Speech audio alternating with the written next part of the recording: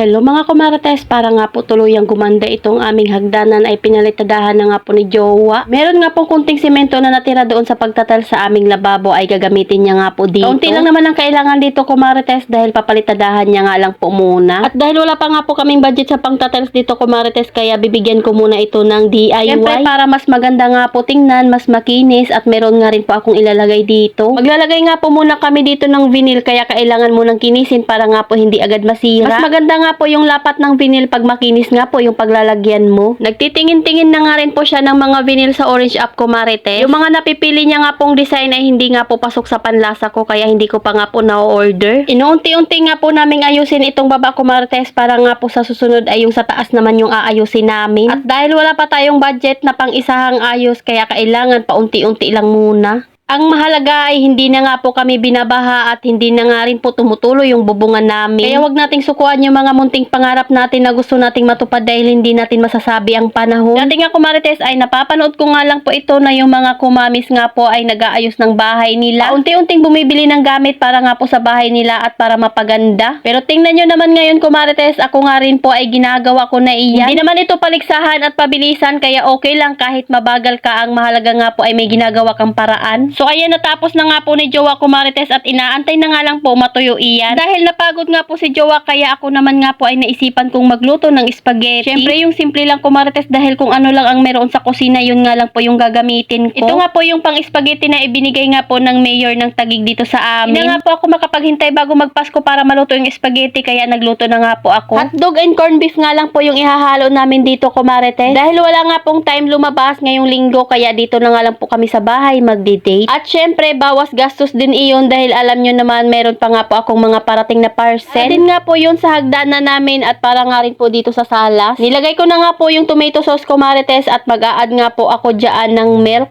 Kasama nga rin po iyon sa ibinigay sa amin. Matagal na nga rin po ako hindi nakapagluto ng spaghetti kumarites. Kaya excited na nga po yung mga anak kong kumain. Pakuluin ko nga lang po ito kumarites para maluto na nga po yung pinaka-sauce ng ating spaghetti. At dahil okay na yan, maglalagay na nga po ako ng sauce doon sa hinanda kong plato. Ayan, at naluto ko na nga po yung simpleng spaghetti para nga po sa aming pangmeryenda. Pagkatapos ko nga pong magluto kumarites ay ako naman nga po ay gagawa ng yelo. Kaunti lang yung gagawin ko kumarites kasi kaunti lang naman yung space doon sa ref. Sa paggawa nga po ng yelo kumarites, malaking tulong nga rin po ito pang bayad sa kuryente. Tagalang talaga sa paggawa ng yelo dahil masakit nga po ito sa daliri. Kaya pag nababawasan na nga po yung ice sa baba kumarites ay gumagawa agad ako kasi mas mabilis nga pong tumigas pag hindi nga po marami yung mga ginagawa mo. Dati nga po ay nagbibinta ako ng tube ice pero hindi na nga po ngayon kasi feeling ko ay hindi nga po ako kumikita. Dahil nasa looban nga po ako at bihira nga po may bumibili dito ng tube ice, mas madalas nga po ay yelo. Salamat sa panonood kumarites. Follow for more. God bless us.